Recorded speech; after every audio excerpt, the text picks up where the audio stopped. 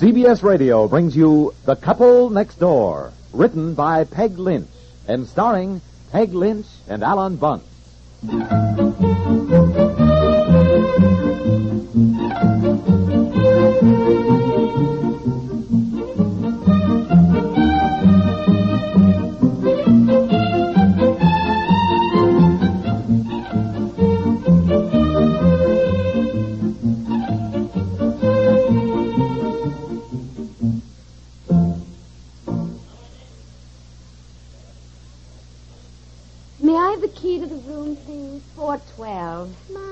Thank you very much. Come on, Betsy, dear. Can I go over to the park? No, it's too late, dear. We've got to go up the room and start packing up our things. Mrs. Piper! Oh, look, Mommy. There's Mrs. Houston. Why, for goodness sakes, Mrs. Houston. What in the world are you doing here? Well, I finally tracked you down. You never told me what hotel you were staying at. Well, I have spent all week trying to track you down. You never told me what hotel you were staying at either. And I have just worried all week. With all the hotels in New York, it was impossible to start calling all of them. And what you must have thought of me not showing up for lunch last Tuesday. Oh, I just felt terrible. Oh, I just now, awful. Don't apologize. I knew something must have happened. Well, something certainly did happen. Come on up the room and I'll tell you about it. Betsy, go ring for the elevator, dear. Hello, Betsy. Are you all excited about sailing tomorrow? Oh, yeah. Go ring for the elevator, darling. Go on. We haven't told Betsy anything about the trouble. We didn't want to worry her. My goodness, what trouble? Well, with my passport. I'll let Betsy go on over to the park and play, and then I'll tell you about it. But tell me, how in the world did you find out what hotel we were staying at, Mrs. Houston? Well, when I ran into you on Fifth Avenue on Tuesday, and we made arrangements to meet for lunch just half an hour later, and then you never showed up. Oh, I felt terrible, but everything happened so fast after that. I just called home. Uh-huh. I called Mrs. Piper. Oh. I was sure she'd know where you were staying. Unfortunately, I didn't think of calling her until today. So when she told me, I just came right over here and decided to wait in the lobby until you came in. I do hope the trouble has all been settled. No, I'm afraid not. We're supposed to be sailing tomorrow, and at the moment I have no passport. No passport at all.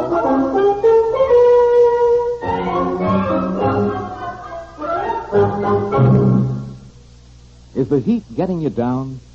Why swelter when you can get a new Philco air conditioner in decorator-styled compact cabinets for as little as $5 down and only $2.50 a week at your nearby Firestone dealer or store that features home supplies. These new Philco air conditioners are so quiet that you can sleep or talk without disturbing noise. Adjustable four-way grills give you wall-to-wall cooling. With one control knob, you can set it and forget it. And cooling capacity is absolutely guaranteed. So don't swelter and suffer another day. Go to your nearest Firestone dealer or store that features home supplies and get a new Philco air conditioner for only $5 down and $2.50 a week. And while you're there, be sure to see the complete line of window fans, portable fans, and room coolers now on sale at rock-bottom prices. You can buy on easy budget terms or open a 30-day charge account at your nearby Firestone dealer or store.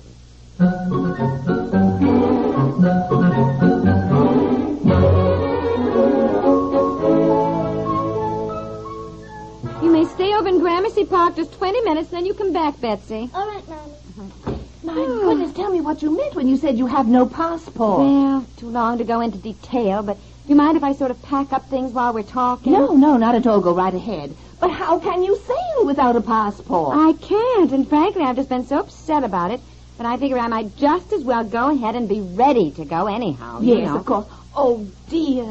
I hope it wasn't anything I said that caused all the trouble. Oh, now, Mrs. Houston, I'm not blaming you a bit. I Then never... it was what I said. No, look, when I told you about trimming the edges of my passport a bit so it would fit better into my billfold... I told Edgar about it. I said Mrs. Piper never showed up for lunch, and I just know she must have had trouble when she went up to the passport place. I said I should never have told her about that friend of mine who had trouble after she crossed out her age on her passport. Oh, now, you mustn't blame yourself, Mrs. Houston. They'd have found it out sooner or later, and then I might have had trouble in Europe. No. I am certainly not blaming you at all. But what happened? Well, I went up there to the passport place. I stood in line for ages. And then, never dreaming there'd be any real trouble about it, I told the man what I'd done. You know, it was very nice. I said I'd trimmed the edges off my passport so it would fit into my billfold better. Was it all right? Well, he looked at me as though I'd said I'd started that fire in the Pentagon or something, and he said, "No, madam, it is not all right."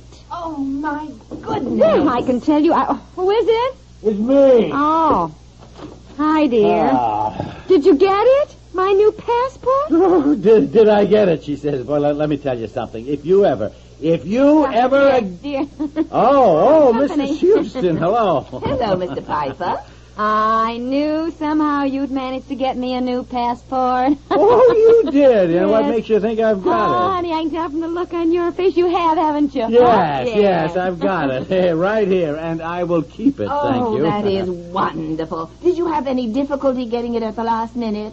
Did I have any difficulty? Did I have any Now, difficulty? dear Mrs. Houston was just asking. Getting this new passport has involved the combined efforts of Mr. Wigglefoot, president and owner of the Atco Export-Import Company, for whom I work, 4 of the best company lawyers in his legal department, to say nothing of a couple of lawyers in Washington, all of whom have devoted 2 solid days of conferences with assorted officials in the passport division, plus a dozen papers that had to be signed in duplicate and in triplicate, stating that my wife had no malicious intent to destroy government property.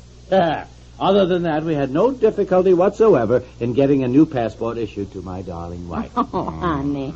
Well, anyhow, we got it. Yes, we got it. Oh, dear. I feel it's rather my fault. No. Now, Mrs. Houston, you must not blame yourself at all, should she, dear? No, indeed, because you know whose fault it all is. Mine. No, dear, I never said that at all. No, you not only said it, but you said it to the passport people. I didn't say it was your fault. No? I was only explaining how it happened. And I did ask you before I did it. I said, this passport doesn't quite fit in. Do you think it's all right if I trim the edges of it with the scissors? And you said, yes, fine, go ahead, do whatever you want to. Mrs. Houston, dear, do you ever talk to your husband when he's busy concentrating on office reports or something? Oh, my, don't go on. I know exactly how it happened. Yes, indeed, I am always babbling something to Edgar when he's trying to concentrate. We've had more mix-ups over that. Yeah, you see, dear, I'm not the only one. You going to stay mad at me all through Europe? Huh? Are you? I don't see how you can be mad at her. She looks so pretty. Oh, golly, you women. You make a mess of things, and then you sit around and look pretty and helpless, and we men fall for it every time. Every time. Well, now that is all settled and you have no more worries, you can really enjoy an evening's relaxation. So I'll go back to our hotel and clean up, and Edgar and I will take you all out to dinner tonight. Oh, no. Now we insist. Our bon voyage present to you.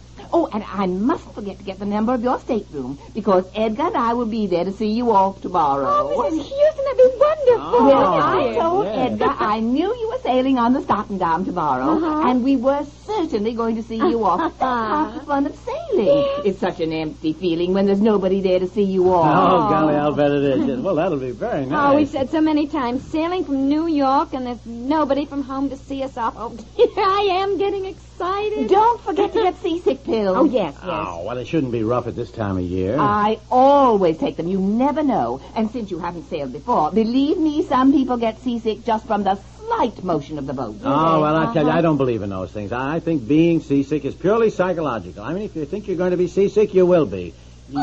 What is the matter? What is the matter? My skirt. My skirt. Your skirt? To what, dear? This suit. I just got the jacket.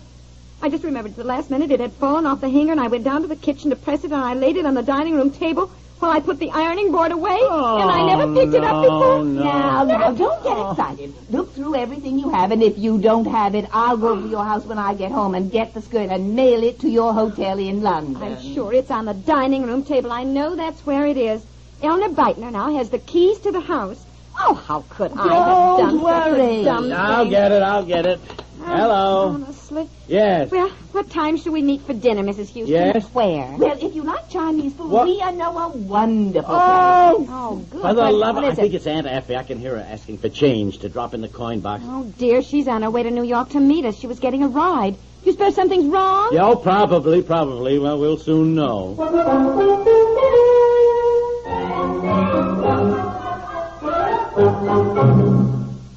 We'll return to the couple next door in just a moment. When King Charles II of England wanted to have his royal mind amused and refreshed, he customarily went to the House of Peers to listen to the legislators' debates. Those debates, he often said, were as good as a comedy. Now, it's possible that you might want to do as King Charles did. Pay a visit to your state legislature, city council, some other such dignified body. Their deliberations might at times prove as good as a comedy. They might at other times prove a crashing bore. Well, I have a better idea, one that's surefire. Tune in every night, Monday through Friday, to CBS Radio's new evening comedies. There, along with your longtime favorites, Amos and Auntie, you will find humorist Andy Griffith, star of Broadway's musical hit Destry Rides Again, George Burns and Gracie Allen, recreating their memorable vaudeville routines, and that zany pair of comedians, Bob and Ray, will bring you life's facts, fancies, fables, and foibles in wonderful comedy style. You'll find them all here Monday through Friday, the new evening sound of CBS Radio.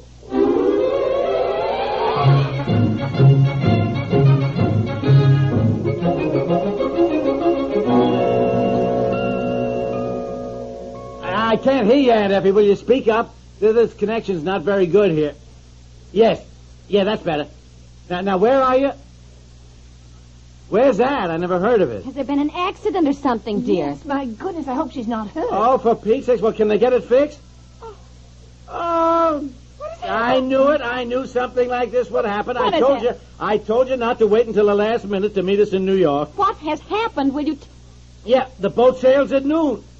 Yes, from Hoboken. Is she going to make it? Well, Aunt Effie, it's on the other side of the Hudson River from New York. No, look, there's no point in coming into New York. You go straight to the Holland American line. Well, hold on a minute. I'll have to look up the number of the pier. Hold on. What has happened? Yes. Well, because Aunt Effie was getting a free ride with some other people from home and therefore saving money. Yes, I know all that. Never mind what. You know who she was riding with? Old Mr. Perry and his wife, and I think he drives a 1932 Chevrolet. Oh, he couldn't. Look, I know the Perrys, and that's what he drives, and it darning looks like new.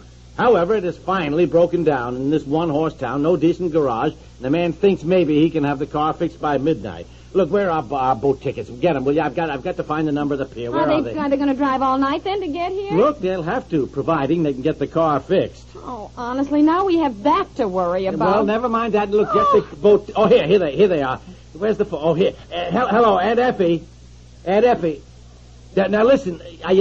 Listen to me now, will you? Look, never mind all that now. I have got your passport and your boat ticket. So what I'll do is leave them both on the pier at the desk.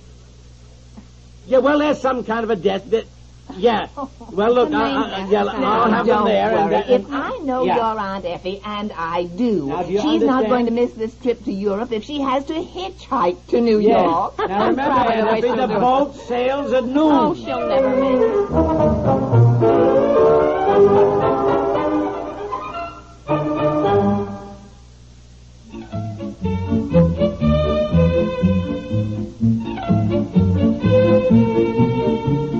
The Couple Next Door is written by Peg Lynch and stars Peg Lynch and Ethel and Bunce with Edith Gresham and Francie Myers and is produced by Walter Hart.